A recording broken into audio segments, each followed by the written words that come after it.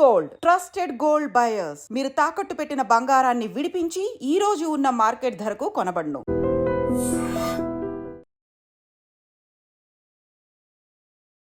అసలు ఏం మాత్రం భయం లేకుండా కొంతమంది అసలు పోలీసులు ఉన్నారా, ఒక వ్యవస్థ ఉందా, లేకపోతే ఏమన్నా అవుతుందా నెక్స్ట్ అనేది కనీసం అంటే కనీసం ఆలోచించకుండా ఎవరిని వేధిస్తున్నాము కనీసం సోయి లేకుండా ప్రవర్తిస్తున్నట్టు అనిపిస్తోంది. ఎందుకంటే హైదరాబాద్లో జరిగినటువంటి సంఘటన నిన్న ఒక ఫ్యామిలీ బయటికి ఒక క్లబ్కి వెళ్ళి తిరిగి వస్తున్నటువంటి టైంలో మధురానగర్ దట్టు మధురానగర్ ఆ ప్రాంతంలో జరిగినటువంటి సంఘటన ఇది. ఫ్యామిలీ మెంబర్స్ అందరూ కూడా వీళ్ళు ఒక క్లబ్కి వెళ్ళి, అది బేగంపేట్ క్లబ్, దానికి వెళ్ళి రాత్రి 11:40 తిరిగి ఇంటికి వస్తున్నారు. వీళ్ళంతా కూడా ఆంధ్రప్రదేశ్ ఒంగోలుకి సంబంధించిన మహిళ, 29 సంవత్సరాలు, ఆమెకి ఆల్రెడీ మ్యారేజ్ అయింది.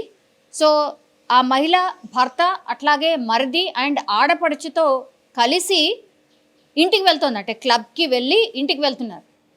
ఆ టైంలో ఒక ముగ్గురు యువకులు ఎక్కడ అంటే ఆ ఎస్ఆర్ నగర్కి సంబంధించిన మెట్రో ఉంటుంది కదా, ఆ మెట్రో స్టేషన్ దగ్గర వీళ్ళని వేధించడం స్టార్ట్ చేశారు. అంటే బండి ఆపి అసభ్యంగా ప్రవర్తించడమే కాకుండా వాళ్ళ చేతిలో ఉన్నటువంటి బీర్సీస్, అంటే మద్యం మత్తులో ఈ ముగ్గురు యువకులు కూడా ఒక ఫ్యామిలీని నడి రోడ్డు మీద వేధించారు అనంటే ఏడికిపోతున్నాం. అసలు ఏంది వ్యవస్థ, అసలు ఏమవుతుంది అర్థం కాని సిచ్యువేషన్లో ఉన్నాం.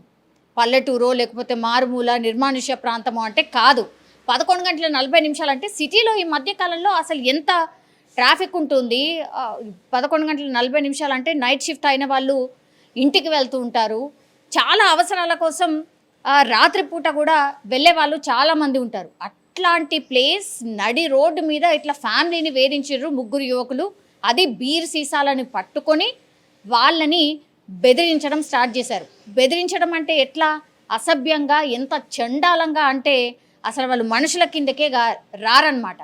బీర్ సీసాను చూపెడుతూ బెదిరింపులకు దిగడమే కాకుండా ఏమంటారు, నన్నే నీ భర్త అనుకో, నీ నంబర్ ఇవ్వు అని వేధింపులకు గురి చేసిండ్రు. అంటే ఎంత భయం లేదు వీళ్ళకి. వీళ్ళ పేర్లు వచ్చేసి ఇప్పుడు ప్రస్తుతం అయితే పోలీసులు వాళ్ళ అదుపులోనే ఉన్నారు. పంజగుట్టకు సంబంధించిన పోలీస్ స్టేషన్లో వాళ్ళనైతే అదుపులోకి తీసుకున్నారు. సంపత్ 28 సంవత్సరాలు, సందీప్ 28 సంవత్సరాలు, కూకట్పల్లికి చెందిన ఉమేష్.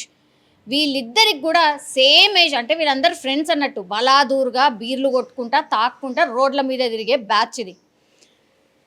వీళ్ళు ఒక ఫ్యామిలీ ఇంటికి పోతుంటే వాళ్ళని అడ్డగించడమే కాకుండా ఇట్లా ప్రవర్తించడం, వాళ్ళని తప్పించుకొని ఎట్లాగొట్లా వాళ్ళని ఇంటి దగ్గర డ్రాప్ చేసిండ్రు. ఎవరు, వీళ్ళ మరిది అట్లాగే ఆడపడుచుని డ్రాప్ చేసి మళ్ళీ బ్యాక్ వస్తుంటే మళ్ళీ ఆటకాయించి వీళ్ళిద్దరు దంపతుల్ని మళ్ళా వేధింపులకు గురి చేస్తే ఇక బీర్ సీసాతోని దాడి చేయడమే ఒకటే ఉండే. త్రుటిలో తప్పించుకున్నారనుకోవచ్చు. వాళ్ళ నుంచి ఎస్కేప్ అయి 100కి డయల్ చేశారు. డయల్ చేసి ఇలా జరిగింది, మాకు ఇంత దారుణమైన సంఘటనను మేము ఫేస్ చేశాము, దయచేసి మీరు తొందరగా రండి, ఇగో ఈ ప్లేస్లో వీళ్ళు ఉన్నారు, బీర్ సీసాలు పట్టుకొని ఇగో ఇట్లా దారిలో వెళ్ళే వాళ్ళని వేధిస్తున్నారు, మేమైతే ఇగో ఇట్లాంటి వేధింపులకు గురయ్యామని పోలీసులకు చెప్పడంతో హుటాహుటిన పోలీసులు రావడం, ఆ తర్వాత అక్కడే ఉన్నారు. ఈ బ్యాచ్ ఇంకా కూడా అక్కడి నుంచి పోలే. అంటే ఇంకెవరు వస్తారా, ఇంకెవరిని వేధించుదామా అని. ఎంత భయం లేదు. భర్త పక్కనుండగానే ఆమెను ఏమంటాడు, నన్నే నీ భర్త అనుకో, నీ నంబర్ ఇవ్వు అని అడుగుతున్నారట ఈ ముగ్గురు యువకులు. వీళ్ళని ఏమనాలి, ఎంత భయం లేనితనం. సో వీళ్ళనైతే పోలీసులు అదుపులోకి తీసుకున్నారు. ఒకటి, ఇట్లాంటి వాళ్ళని కఠినంగా శిక్షించడమే కాదు, అసలు మహిళల రక్షణకు సంబంధించి పూర్తి స్థాయిలో మేము షీ టీమ్స్ ఏర్పాటు చేసినాం, పూర్తిగా ఒక భరోసా ఇస్తున్నామని ఇంత పెద్ద ఎత్తున అవగాహన కలిగించి ప్రచారం చేసి చాలా కేసెస్లో పట్టుబడిన తర్వాత వాళ్ళకి ఎట్లాంటి పనిష్మెంట్లు ఇస్తున్నాము అని చూయించిన తర్వాత కూడా ఇంకా ఇట్లాంటి బలాదూర్ బ్యాచ్ ఇట్లా రోడ్ల మీద తిరుగుతున్నారంటే ఏమనుకోవాలి.